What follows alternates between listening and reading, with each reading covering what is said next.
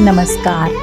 जब प्रभु श्री राम जी, माता सीता जी और लक्ष्मण जी के साथ श्रृंगवेरपुर पहुँचे, तब रात्रि शयन के लिए प्रभु श्री राम जी और माता सीता जी के लिए भीलों द्वारा उषा की शैया तैयार की गई। प्रभु और जगत जननी को भूमि पर शयन करता देख वहाँ के मुखिया निषाद राज गुह अत्यंत दुखित हो गए और द्रवित मन से लक्ष्मण जी से बोले कि इन दुखी पलों की दोषी तो केवल रानी कैकेयी हैं, और कहने लगे कि उसने अपनी कुटिल बुद्धि के कारण राम जी और सीता जी को इतना भयानक दुख दे दिया। तब लक्ष्मण जी ज्ञान, वैराग्य और भक्ति के रस से सनी हुई मीठी और कोमल वाणी बोले, काऊ न कोहु सुख दुख कर दाता, निज कृत कर्म भोग सब भ्राता। अर्थात हे भाई, कोई किसी को सुख दुख देने वाला नहीं है, सब अपने ही किए हुए कर्मों का फल भोगते हैं। सुख और दुख दोनों ही इंसान के द्वारा अनुभव की जाने वाली भावनाएं हैं। जो कुछ अनुकूल हो वह सुख, जो प्रतिकूल हो वह दुख। देखा जाए तो सारा खेल मन का ही तो है। नास्ति रागम समम दुखम, नास्ति त्यागम समम सुखम।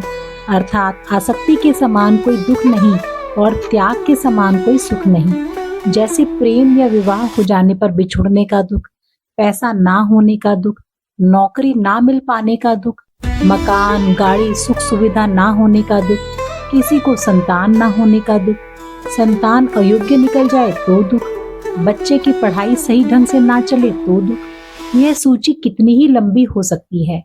ये सब तो अपने दुख हैं, लेकिन हद तो तब हो जाती है जब एक व्यक्ति को कोई पड़ोसी या रिश्तेदार अपने से ज्यादा सुखी और समृद्ध दिखता है। बस फिर तो वह चिंतित होने लग जाता है, क्योंकि इंसान की यह फितरत है कि वह अपने दुख से दुखी नहीं बल्कि दूसरे के सुख से दुखी हो जाता है। इतनी गिरी हुई मनस्थिति है।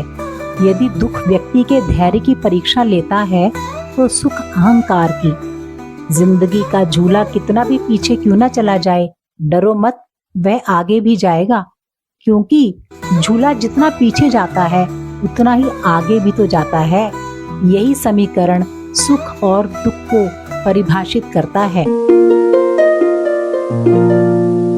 एक बार सुख और दुख की मुलाकात हो गई।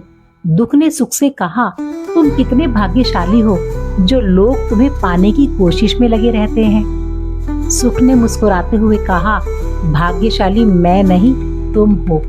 दुख ने हैरानी से पूछा, भला वो कैसे? सुख ने कहा, तुम्हें पाकर लोग ईश्वर को याद करते हैं और मुझे पाकर तो लोग ईश्वर को भूल ही जाते हैं।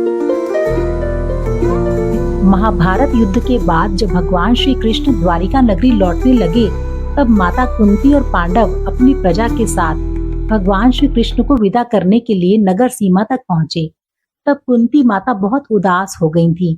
भगवान श्री कृष्ण ने कहा, बुआ, आज तक आपने मुझसे कुछ नहीं मांगा, आज मुझसे कोई वरदान मांग लो। माता कुंती ने कहा, प्रिय कृष्ण, तुम यदि मुझे कुछ देना ही चाहते हो तो दुख दे दो। भगवान श्री कृष्ण ने पूछा, बुआ, ऐसा क्यों?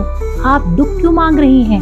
माता कुंती बोली, दुख आता है तो हम तुम्हें याद करते हैं और तुम हमारे साथ रहते हो। देखो ना, आज सब ठीक हो गया तो तुम मुझे छोड़कर जा रहे हो।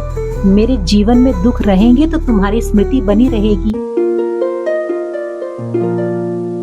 हमें भी अपना दुख किसी के आगे जाहिर नहीं करना चाहिए।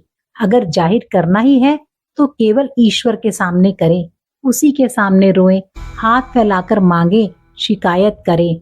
जो कहना है केवल उसी से कहें। ये दुनिया सिर्फ आंसू देखकर ठहाका लगाना जानती है। चाहे दुख हो या सुख, ईश्वर को सदा याद करते रहें। जो ईश्वर का ध्यान करता है उसे पता ही नहीं चलता कि कब उसके दुख का समय निकल गया। दुख में सुमिरन सब करे, सुख में करे ना कोई। जो सुख में सुमिरन करे तो दुख काहे को होए। तो आज के वीडियो में इतना ही। वीडियो पसंद आई हो तो लाइक, शेयर और कमेंट कीजिएगा।